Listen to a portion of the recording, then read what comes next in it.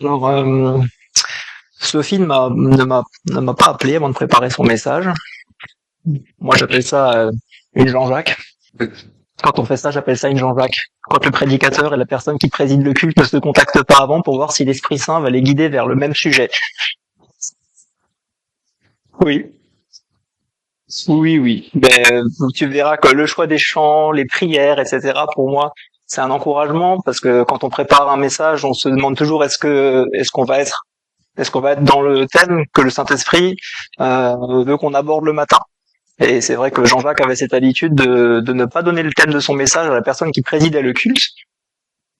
Quand je présidais des cultes, c'était parfois un peu inquiétant de se dire oula, est-ce que les chants que je vais choisir, etc. Et c'est vrai que très souvent ça marche quand même très très bien.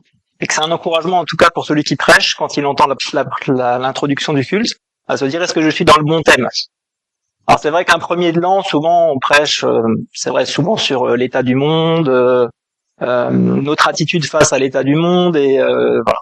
C'est vrai aussi que évidemment je m'attendais pas à ce qu'on prêche sur Pâques ou le premier de l'an, mais j'avais à cœur depuis plusieurs semaines de parler effectivement de la façon dont on appréhende les nouvelles angoissantes de l'état du monde qui nous entoure et en me rappelant un petit peu aussi quand j'étais en situation professionnelle avec des élus, etc. Il y avait toujours l'espoir qu'à la prochaine élection, au prochain pour la prochaine législature, etc. Les choses allaient changer parce que on allait avoir un élu plus qualifié, plus à l'écoute, etc. Et ça m'a fait penser à ce qu'on appelle le mythe de l'homme providentiel, c'est-à-dire en fait cette idée que notre quotidien, l'état du pays, l'état du monde, en fait, pourrait s'améliorer par l'arrivée d'un homme providentiel. Alors, on peut passer à la diapo suivante, Wally. Voilà. Est-ce que vous pouvez me citer quelques... Alors là, on va se tourner un peu dans le passé. L'image que j'ai affichée, c'est la couverture d'un magazine qui parlait des hommes providentiels dans l'histoire de France. En élargissant le champ, est-ce que vous avez comme ça quand je vous parle d'hommes providentiels, des noms qui vous viennent en tête de personnes qui ont eu un rôle providentiel à un moment dans l'histoire de l'humanité? Ouais, on voit qu'on est dans une église, hein, parce que c'est pas forcément les premiers qui seraient venus, mais c'est bien. Martin Luther King, Gandhi, ouais, De Gaulle, il était en image là. Ah ouais, j'y avais pas pensé à celui-là. Les frères Lumière. Ah, là on est. Est-ce que c'est vraiment des hommes providentiels? Parce que bon, wow. Les frères Lumière, bon, tout le monde, personne n'attendait vraiment que le cinéma sauve le monde, quoi. Bon, c'est vrai.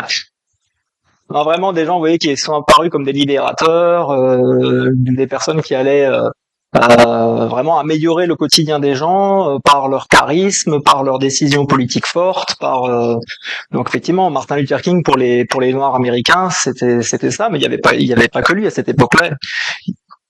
Oui, Gandhi pour son propre peuple, on peut penser à Nelson Mandela, etc.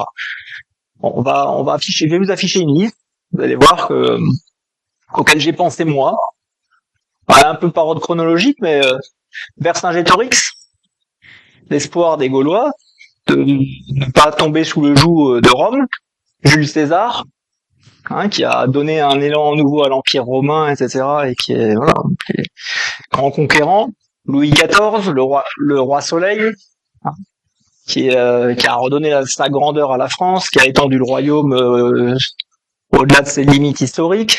Alors je parle pas de Napoléon, pour les Français, et on lui doit énormément de choses, le code civil, le cadastre, c'est voilà. Et ça revient régulièrement, on fait régulièrement référence à lui. Et après on va en avoir des un petit peu plus gênants.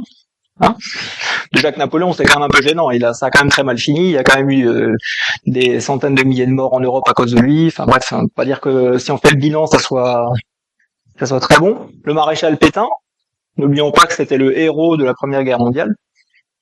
Voilà. C'est vrai que maintenant, quand on évoque son nom, ça fait plus penser à la collaboration avec l'occupant nazi.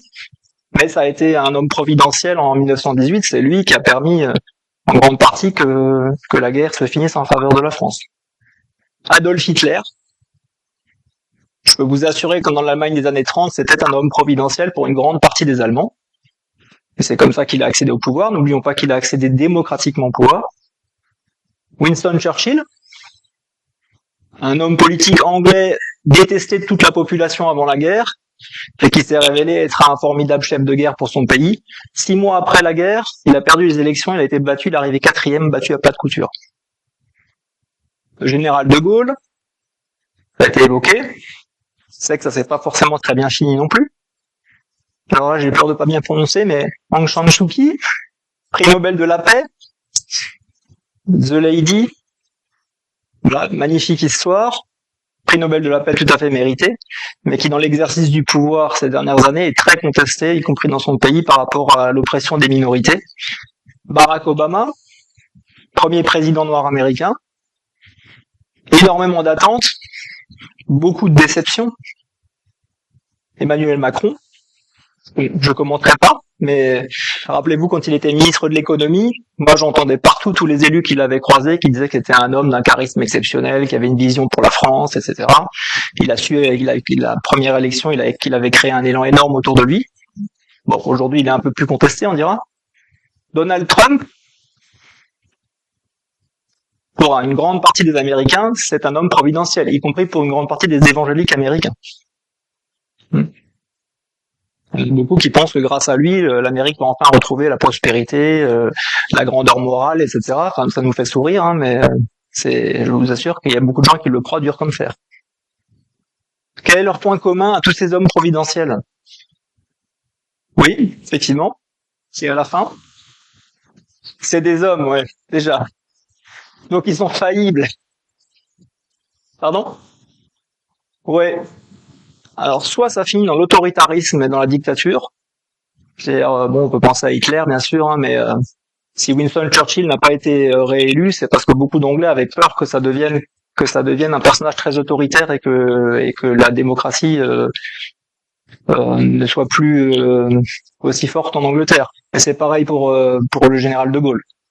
Il y a toujours une tendance pour ces hommes-là à avoir une dérive autoritaire que les peuples démocratiques n'acceptent pas forcément. Oui. Et en général, quand même, ça se finit mal. Pour la plupart d'entre eux. Alors, soit ça se finit mal parce qu'ils finissent par être rejetés, parce que les gens prennent conscience qu'ils ne peuvent pas répondre à toutes leurs attentes. Soit ça se finit mal comme Martin Luther King, parce qu'il a été assassiné, voilà. Mais il est probable que si Martin Luther King n'avait pas été assassiné, il y aurait aussi eu des déceptions par rapport à plein d'autres sujets sur lesquels il pouvait apparaître comme faillible parce qu'humain. Alors, on peut passer à la suivante. Alors, je vais vous montrer que c'est pas quelque chose de nouveau, et que ça existe de tout temps, et la Bible est pleine d'histoires d'hommes providentiels qui ont mal tourné. Alors, je vais vous lire un passage de Samuel. Alors, la dernière fois, je vous ai fait lire les passages.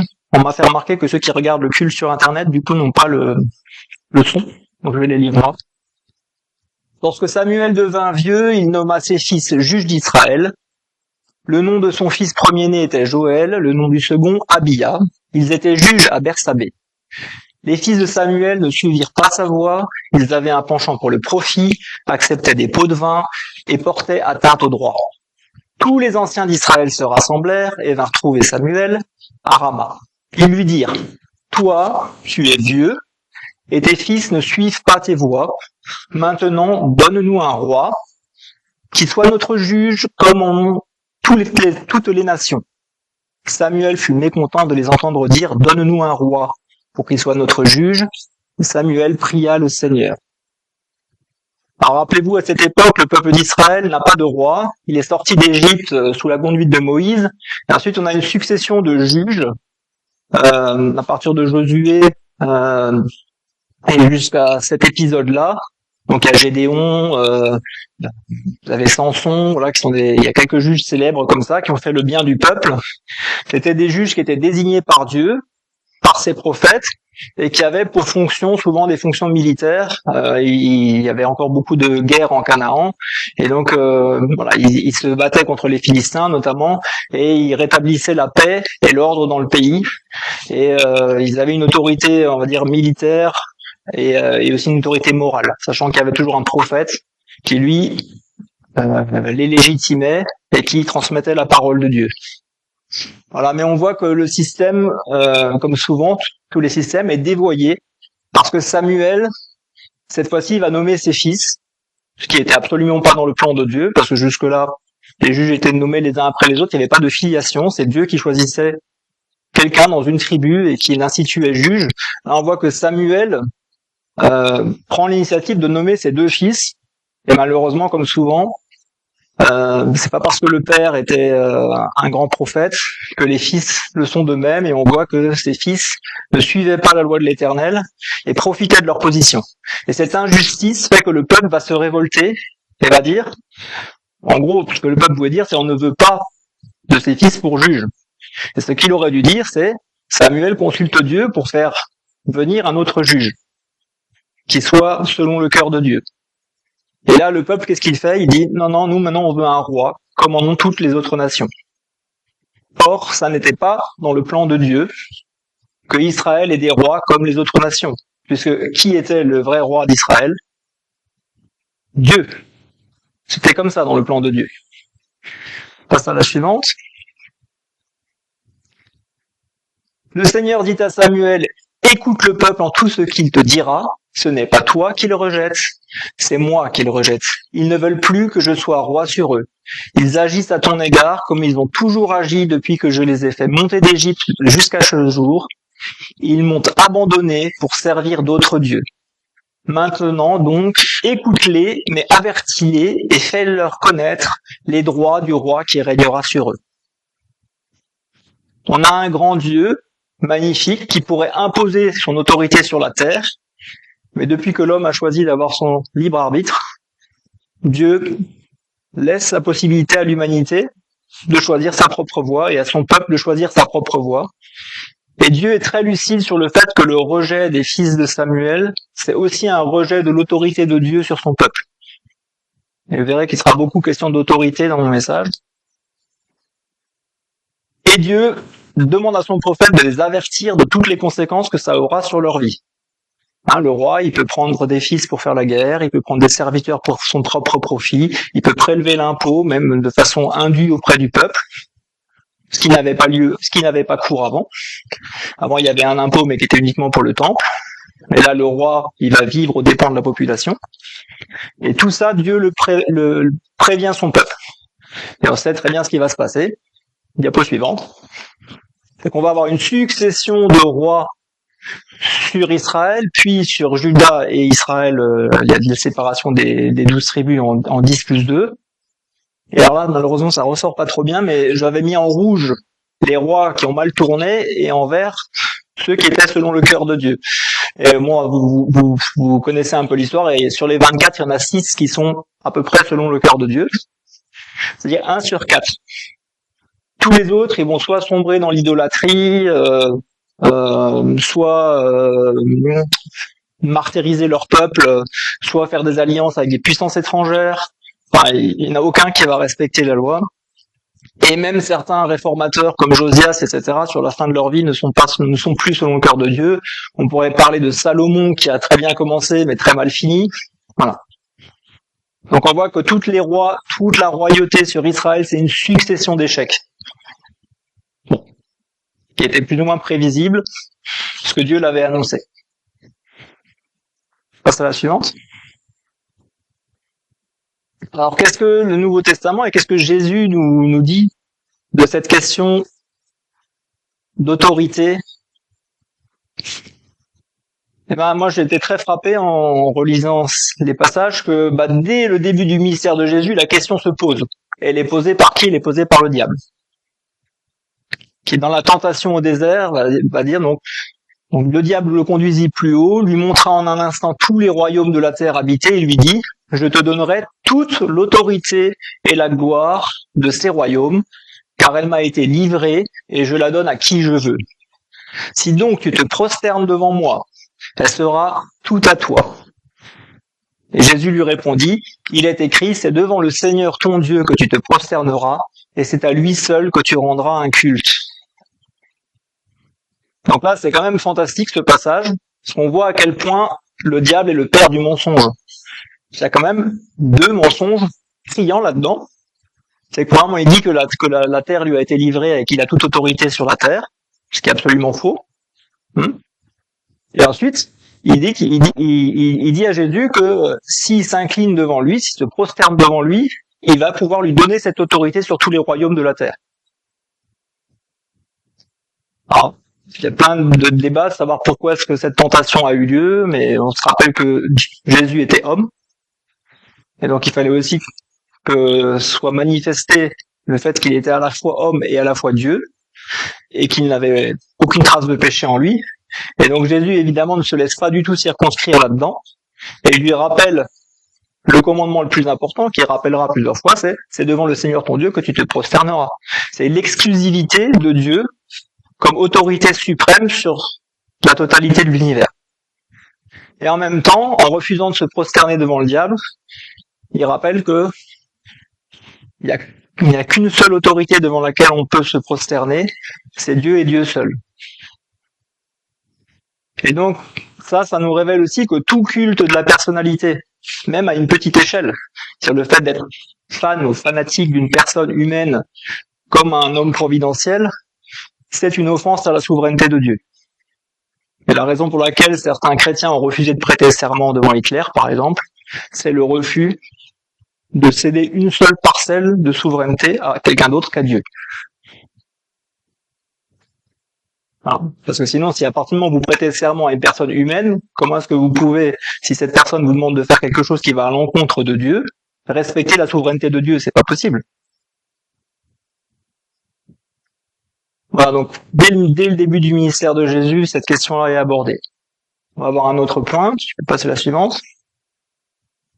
Juste après le premier miracle de la multiplication des pains, à la vue du signe qu'il avait produit, les gens disaient, c'est vraiment lui le prophète qui vient dans le monde. Jésus, sachant qu'ils allaient venir s'emparer de lui pour le faire roi, se retira de nouveau sur la montagne seul. Bon, là, on voit qu'après le diable, c'est le peuple qui cherche à piéger Jésus dans un rôle pour lequel il n'est pas venu sur terre. Ils veulent faire de lui un roi politique, roi d'Israël, un roi libérateur du joug des Romains, un roi qui va leur fournir de la nourriture à profusion. Or, Jésus, il n'était pas venu pour régner sur la terre. De toute façon, il règne sur tout l'univers. Mais il était venu pour régner dans leur cœur. C'est pour ça qu'à chaque fois que les gens ont cherché à l'emprisonner dans un rôle qui aurait pu être confortable de roi politique d'Israël, on peut dire qu'il aurait déjà fait le job, parce que s'il avait chassé les Romains et qu'il avait été roi d'Israël, ça aurait déjà été pas mal. Il s'éloigne, il se retire seul dans la prière, et il revient vers le peuple et il revient faire son enseignement avec ses paraboles, etc. Pour ne pas, surtout pas se laisser enfermer là-dedans. Passez à la suivante.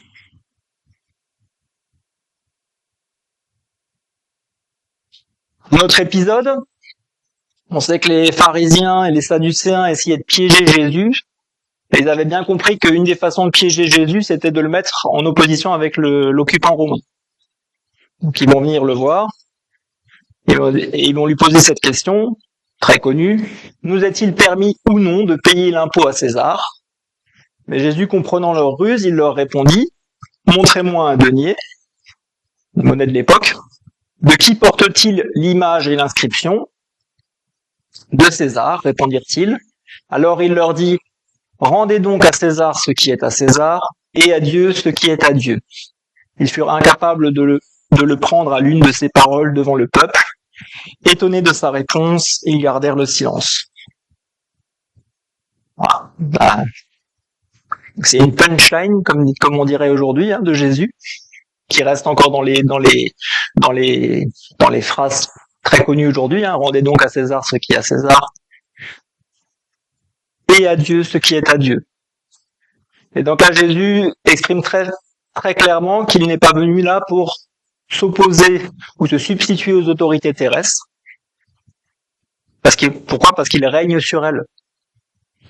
Donc il n'a pas besoin de se mettre en rivalité avec César, vous comprenez, on se met en rivalité avec quelqu'un dont on s'estime au même niveau. Mais comme lui, il a autorité sur toutes les autorités terrestres, il m'a dit, mais ce dont vous voulez me parler là, ça c'est du niveau des autorités terrestres. Donc là, vous vous débrouillez avec les Romains, ok? Moi, je suis au-dessus. Et donc rendez à Dieu ce qui est à Dieu. Et d'ailleurs, lui, il était venu pour parler de ça, pas du reste. Diapo suivante. Devant Pilate, on retrouve la même question qui revient. Donc, Pilate rentra dans le prétoire, appela Jésus et lui dit, « Es-tu le roi des Juifs ?» Toi. Jésus répondit, « Est-ce de toi-même que tu dis cela, ou bien est-ce d'autres qui te l'ont dit de moi ?» Pilate répondit, « Mais suis-je donc juif, moi ? C'est ta nation et les grands prêtres qui t'ont livré à moi. Qu'as-tu fait ?» Et Jésus répondit, « Ma royauté n'est pas de ce monde. » Donc là aussi, il coupe court vous voyez, à chaque fois, il fait un pas de côté. Il coupe court à ce que les pharisiens essayent d'obtenir, une condamnation comme leader politique. Voilà, et c'est aussi ce que craignait Hérode quand Jésus est né. Il avait peur que Jésus vienne lui prendre sa place de roi. En fait, ils n'ont rien compris au ministère de Jésus, puisque lui, sa royauté n'est pas de ce monde. Sa royauté, elle appartient au domaine spirituel. Et il ne veut pas se laisser enfermer, encore une fois, dans une question politique. Et donc rappelons-nous que Jésus, c'est le Fils de Dieu, qui règne à la droite de son Père, et qui règne sur tout l'univers. Le problème, c'est qu'en tant que chrétien, on est appelé à vivre dans le monde, et ça répond quand même toujours pas à la question de comment est-ce que nous, on fait au quotidien pour vivre dans le monde déchu dans lequel on vit. D'accord ? Alors on va voir ce qui est dit un peu plus loin dans le Nouveau Testament, et notamment la position de la première Église. Et c'est Paul qui aborde ça, notamment dans l'Épître aux Romains, sous un angle qui a été beaucoup décrié dans l'histoire de l'Église, parce que ça pose plein de questions. Donc que chacun soit soumis aux autorités établies, car il n'y a pas d'autorité qui ne vienne de Dieu, et celles qui existent ont été instituées par Dieu. Donc ça, c'est quand même problématique, parce que quand vous êtes sous le joug d'un pouvoir autoritaire visiblement d'inspiration démoniaque, on peut penser au nazisme ou à d'autres totalitarismes, se soumettre à ces autorités-là, ça pose quand même un vrai problème. Alors, heureusement, dans notre pays, quoi qu'on dise de l'État démocratique, on n'est pas du tout dans un régime totalitaire. Espérons qu'on ne le sera jamais plus. Mais on voit bien que ça pose un problème de conscience et même de loyauté, cette question de soumission aux autorités. Mais cette position de Paul, elle est plutôt à comprendre dans la perspective de ce que disait Jérémie dans l'Ancien Testament au peuple exilé. Donc le peuple d'Israël est exilé à Babylone. Ils se retrouvent dans une situation d'être dans un régime autoritaire, païen, loin de chez eux. Ils savent que ça sera pour des siècles, parce que ça avait été annoncé dans les prophéties. Et clairement, Jérémie leur transmet cette parole de Dieu: recherchez la paix de la ville où je vous ai exilé et intercédez pour elle auprès du Seigneur, car votre paix dépendra de la sienne. Donc il y a cette idée que les chrétiens sont placés dans le monde, un monde qui n'est pas à l'image de ce que Dieu voudrait pour notre humanité, mais que pour le bien des chrétiens, il faut quand même souhaiter le bien du monde dans lequel on vit. Mais il faut le souhaiter, sa prospérité et sa paix. On va voir un autre passage qui dit la même chose.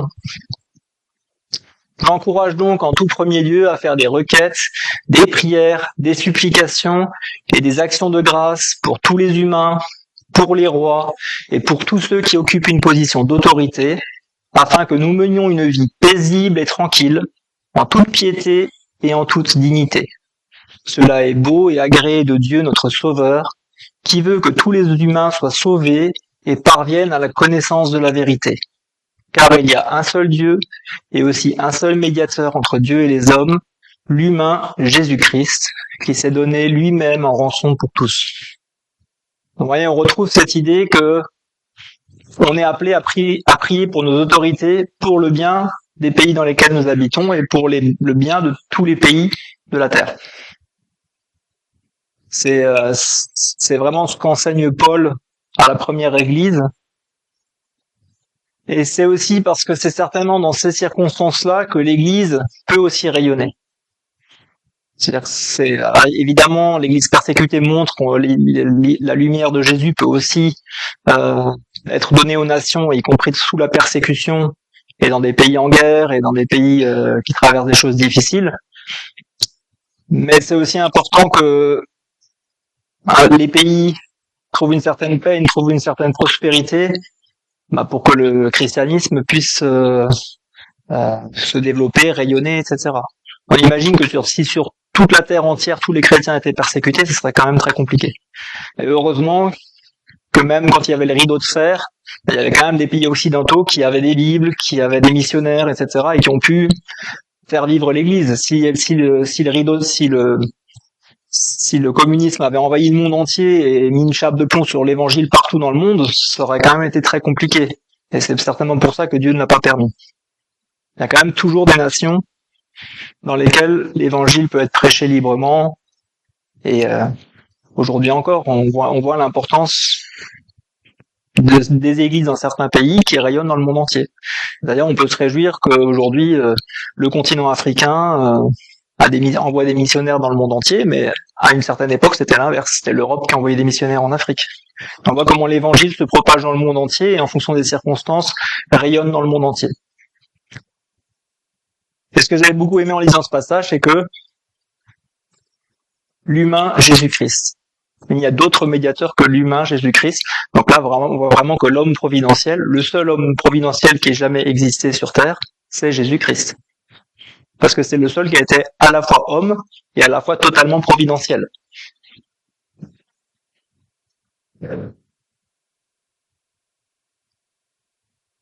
Voilà, et pour nous, concrètement, dans nos vies personnelles, qu'est-ce qu'on peut retenir de ça? Alors ça va faire écho avec les prières et les chants qu'on a eus en début de culte. Alors, si on reprend un passage très connu du Sermon sur la montagne, Jésus nous dit « Ne vous inquiétez donc pas en disant « Qu'allons-nous manger ?» ou bien « Qu'allons-nous boire ?» ou bien « De quoi allons-nous nous vêtir ?» Tout cela, c'est ce que les gens de toutes les nations recherchent sans relâche, car votre Père Céleste sait que vous en avez besoin.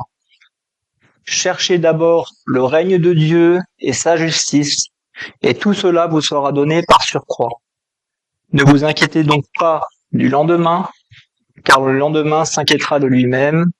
À chaque jour suffit sa peine. Bon. C'est vrai qu'on a tellement de versets qui nous disent de nous inquiéter de rien, de déposer aux pieds de Dieu nos fardeaux, de ne pas nous faire de soucis pour notre nourriture, notre travail, nos ressources financières, etc. On les connaît, ces versets, mais est-ce qu'on arrive vraiment à toujours les vivre? Et c'est vrai que dans les discussions avec des non-chrétiens, mais même avec des chrétiens, on a quand même facilement tendance à céder à l'angoisse, à se faire des inquiétudes pour le monde qu'on va laisser à nos enfants, pour notre situation personnelle. C'est normal qu'on se soucie de notre famille et de notre situation personnelle. C'est humain. Et pourtant, on a tous ces versets qui disent que pour un chrétien, ça ne doit pas être un sujet d'inquiétude. La seule chose qui doit être un sujet d'inquiétude pour les chrétiens, c'est quoi? Ouais. Le vrai sujet d'inquiétude, il est là. Est-ce que nous cherchons d'abord le royaume de Dieu et sa justice?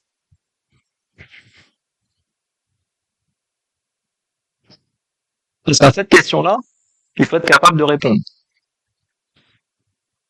Est-ce qu'on met à la première place de nos vies toute l'année, les 365 jours de 2025 qui viennent, est-ce que toute l'année, ça va être notre leitmotiv, ça? Ben, moi, je dois confesser que non. Quand je regarde mon agenda, je vois déjà quand même qu'il y a beaucoup de moments où c'est pas la priorité ce sera pas la priorité du moment. On peut voir encore un autre passage.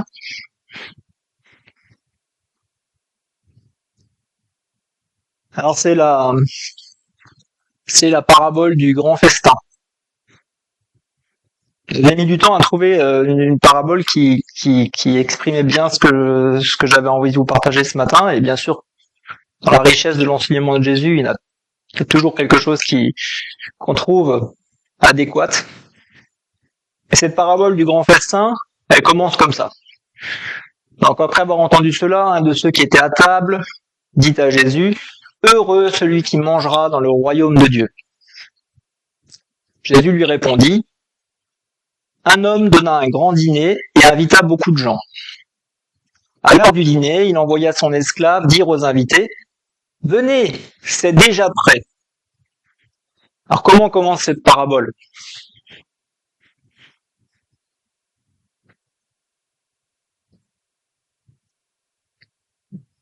C'est quoi le plan de Dieu là? Oui, il invite à un grand dîner. Donc on peut s'imaginer qu'un grand dîner, c'est un repas de fête. Donc il va pas leur servir des raviolis. Hein, encore que les raviolis dans certains pays c'est un repas de fête. Mais oui, il invite à un grand dîner. Et on imagine que s'il peut inviter énormément de monde à un grand dîner, que c'est quelqu'un de très riche, qui a beaucoup de moyens. Voilà. Et il les invite quand à ce grand dîner, les gens? Moi, j'avais pas fait attention à ça d'habitude en lisant. Venez, c'est déjà prêt. C'est-à-dire, c'est pas une invitation pour dans 3 mois, dans 4 mois, dans 10 ans, non, il les invite, il envoie ses serviteurs, et le dîner, il est déjà prêt. Ça, c'est super quand même. Donc, c'est une invitation à quelque chose d'abondant, parce que quand on invite à un grand dîner, on compte pas. On veut que les invités, ils aient en abondance, et c'est un grand dîner qui est déjà prêt. C'est pas pour après-demain, c'est pas pour la fin des temps, c'est déjà prêt. Bon, voyons comment réagissent les invités.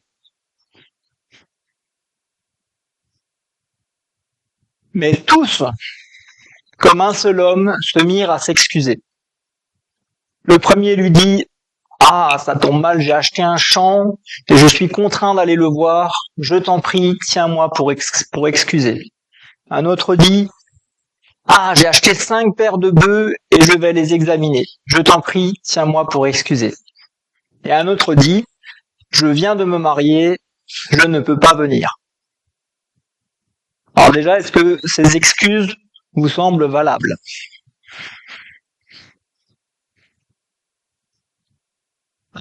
Je dirais qu'elles peuvent paraître légitimes quand même. Bon, déjà, on voit que la plupart des gens qui sont concernés là, c'est des gens qui sont déjà dans une certaine aisance financière. Ils n'ont peut-être pas besoin d'aller à un grand dîner. Puisque si vous pouvez vous acheter un champ, 5 paires de bœufs, si vous venez vous marier, a priori, il y a encore des restes du mariage. Donc c'est vrai qu'ils n'ont peut-être pas besoin, là, maintenant, tout de suite, de venir prendre un grand dîner. D'ailleurs, ils disent pas qu'ils veulent pas venir, ils disent qu'ils peuvent pas venir là parce qu'ils ont autre chose de prévu. Mais si on regarde, si on se met dans la position de se dire c'est le roi qui invite, est-ce qu'on peut vraiment se permettre de donner ce genre d'excuses pour ne pas venir au dîner du roi? Enfin, je dirais, imaginez-vous. Vous avez Emmanuel Macron qui vous dit, je donne un grand dîner à l'Élysée, allez, venez, ce soir à Paris, vous êtes invité dans les jardins de l'Élysée, je régale. Je veux dire, par respect pour l'autorité supérieure qui vous invite, normalement vous déclinez pas. Au contraire, même si vous avez des choses très légitimes, vous les annulez pour pouvoir répondre à l'appel. D'accord? Donc là, vraiment, c'est presque pas compréhensible. Surtout que c'est quand même des choses qui peuvent être remises à plus tard. Vous voyez, celui qui a acheté un champ, il peut très bien aller le voir le lendemain. Celui qui a acheté 5 paires de bœufs, il dit qu'il va les examiner, mais on n'achète pas 5 paires de bœufs sans les avoir déjà examinés avant. Il les avait déjà vus avant. Ou alors on les achète pas. Et puis celui qui vient de se marier, ben c'est fait, il est marié. Je veux dire, Jésus dit pas le roi ne lui demande pas de venir avant de s'être marié, il est déjà marié. Imaginez que la nuit de noces est passée, voilà. Et donc ça nous met nous-mêmes en position de nous interroger sur nos propres excuses qui viendraient à faire que nous ne répondions pas à l'appel. Et en fait, quand on regarde parce que Jésus, il a choisi 3 exemples, on va dire il a pris au pif, comme ça lui venait. Non, c'est Jésus. Quand il choisit 3 exemples, c'est pas pour rien. Et ces 3 exemples, pour moi, ils disent exactement les 3 grandes causes pour lesquelles on peut décider de ne pas mettre Dieu à la première place dans nos vies. Et là, attention, quand on les regarde, ça fait mal. Hein. Parce que la première, c'est quoi? Alors, je vais appeler ça le patrimoine, mais c'est quoi? C'est les richesses. Hein. Et en fait, le premier, il y va pas parce que il a acheté un champ. Alors, nous sommes tous voyageurs et passagers sur cette terre, etc. On sait très bien qu'on ne portera rien au ciel et tout, mais bon, quand même. Combien d'efforts nous produisons dans nos vies pour nous constituer un patrimoine? Alors l'excuse, c'est pour les enfants. De toute l'éternité, ça a toujours été comme ça. Hein. Il faut laisser un truc à nos enfants. Alors que tous ceux qui ont commencé avec pas de patrimoine dans la vie savent très bien que même en commençant avec pas de patrimoine dans la vie, c'est possible de vivre. Donc nos enfants aussi. Mais ce souci-là, c'est quand même un souci qui occupe énormément nos vies et qui clairement prend la place d'autre chose. Alors ça veut pas dire que c'est pas important de gérer correctement les biens qui ont été mis à notre disposition. Ça veut pas dire qu'il faut pas acheter de champs, qu'il faut pas acheter de maisons, etc. Mais en tout cas, c'est pas pour cette raison-là qu'on peut ne pas répondre à l'appel. Hein, Jésus n'a pas dit que c'était pas bien en soi. Le problème, c'est d'utiliser ça comme une excuse pour dire je peux pas venir, je viendrai demain. Les 5 paires de bœufs, c'est quoi? Si vous êtes un agriculteur à l'époque de Jésus, pour travailler vos champs, vous pouvez travailler avec des bœufs. Voilà, donc c'est clairement une image du travail. Alors le travail dans nos sociétés occidentales, c'est quelque chose qui a une place très élevée dans nos priorités. Vous allez dans d'autres pays, c'est pas du tout le cas. Sur d'autres continents, un rapport au travail qui est complètement différent. Mais nous, parce que c'est vrai que la Bible encourage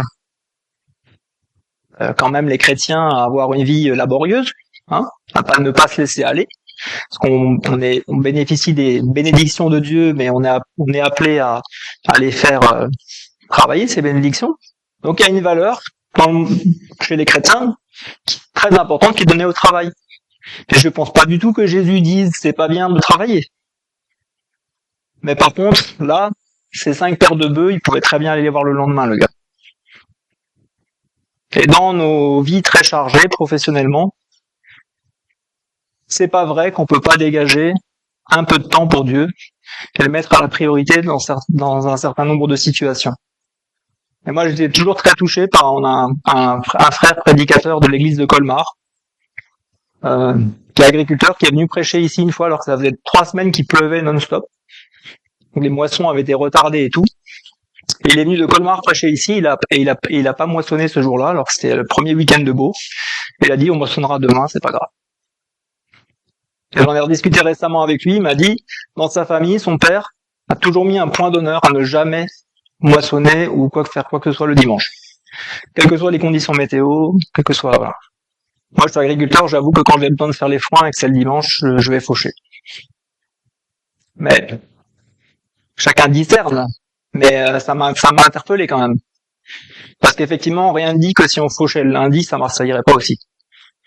Et la plupart du temps, c'est vrai. Ah, mais c'est notre propre anxiété, c'est nos propres peurs qui font que on met parfois notre travail en premier, en priorité, devant, devant Dieu. Et le dernier, il fait aussi très mal. Parce que là encore, Jésus ne dit absolument pas que c'est pas bien de se marier. Le mariage, c'est une bénédiction. La vie de famille, c'est une bénédiction. Nos enfants sont une bénédiction. Mais notre couple, notre famille ne doivent pas prendre dans notre esprit, dans notre temps, dans notre vie, la première place devant le service de Dieu. Et ça, je pense que on en est tous conscients que c'est pas facile. Et que là aussi, la société actuelle, elle place la vie de couple et la vie de famille à un niveau très élevé. Alors souvent, même plus élevé encore que le travail. Mais si ça prend la première place par rapport au service dans l'église, par exemple, je pense qu'on n'est pas à la bonne place. Et je m'inclus totalement dans le truc. Ah, alors vous voyez, ces 3 exemples que donne Jésus, je trouve qu'ils balayent bien un peu, ça remet bien, comme toutes ces paraboles d'ailleurs, les choses dans l'ordre. Et on va voir la suite, parce que c'est que Jésus, il mâche pas ses mots. L'esclave de retour rapporta tout cela à son maître. Alors le maître de maison, en colère, dit à son esclave, va vite dans les grandes rues de la ville, comme dans les petites, et amène ici les pauvres, les estropiés, les aveugles et les infirmes. L'esclave dit, maître, ce que tu as ordonné a été fait, et il y a encore de la place. Le maître dit alors à l'esclave, va par les chemins et le long des haies, contrains les gens à entrer afin que ma maison soit remplie, car je vous le dis, aucun de ces hommes qui avaient été invités ne goûtera à mon dîner. Alors ça veut dire une chose, c'est que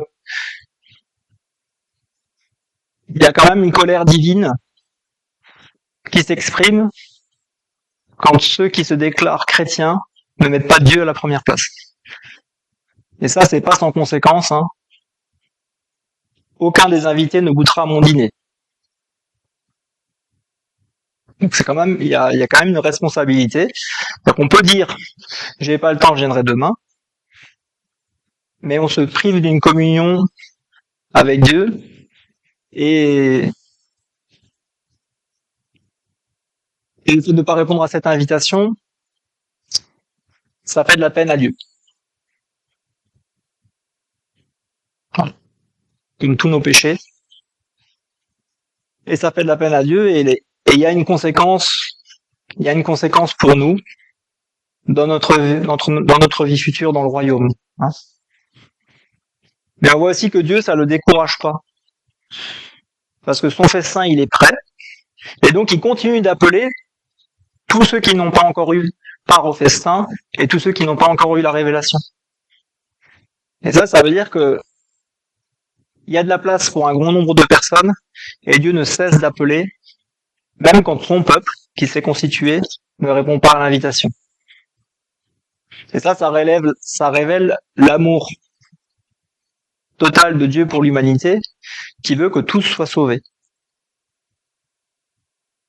Diapo suivante.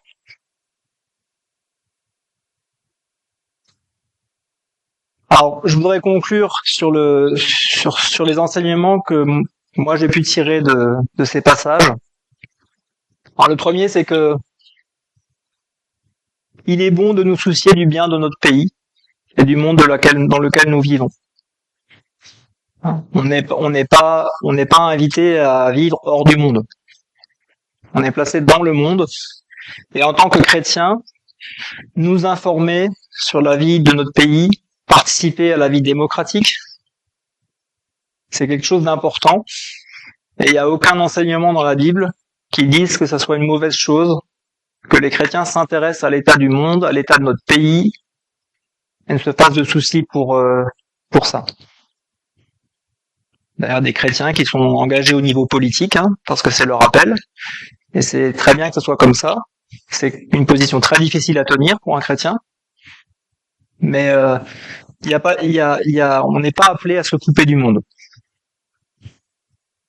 Il y a un appel très clair à prier pour les autorités. On le fait régulièrement dans cette église. On peut le faire personnellement aussi. Voilà. Alors, prier pour les autorités, ça ne veut pas dire accepter tout ce qui est fait. Parce que même dans un système démocratique, les autorités ne prennent pas toujours les décisions que le peuple voudrait. Et quand on prie pour les autorités, on doit toujours le faire en sachant que Dieu, duquel on prie, règne sur nous et sur nous tous, y compris sur ses autorités. Et c'est pour ça qu'on peut de façon sereine prier pour les autorités, parce qu'on sait qu'elles sont elles-mêmes sous l'autorité de Dieu, même si elles ne la reconnaissent pas. Voilà. Jésus n'a cessé dans tout son ministère de nous enseigner de mettre Dieu à la première place, y compris pour lui-même. Et voit que toutes les situations où il a voulu être placé en situation d'autorité, lui, il a fait tourner les regards vers Dieu, son Père, qui est la seule autorité qu'il reconnaissait. Et donc on est invité à faire la même chose. Et vraiment, je vous invite en ce début d'année à regarder dans vos vies personnelles, comme je m'invite à le faire moi-même, savoir si on est à la hauteur de cette exigence de foi et de loyauté radicale qu'enseigne Jésus dans tous les aspects de notre vie. Est-ce qu'on est capable de ne pas se soucier de nos ressources et de lui donner vraiment la première place? Et si on ne le fait pas, ça pose quand même clairement un problème de respect de l'autorité de Dieu dans nos vies et de Jésus, le roi des rois.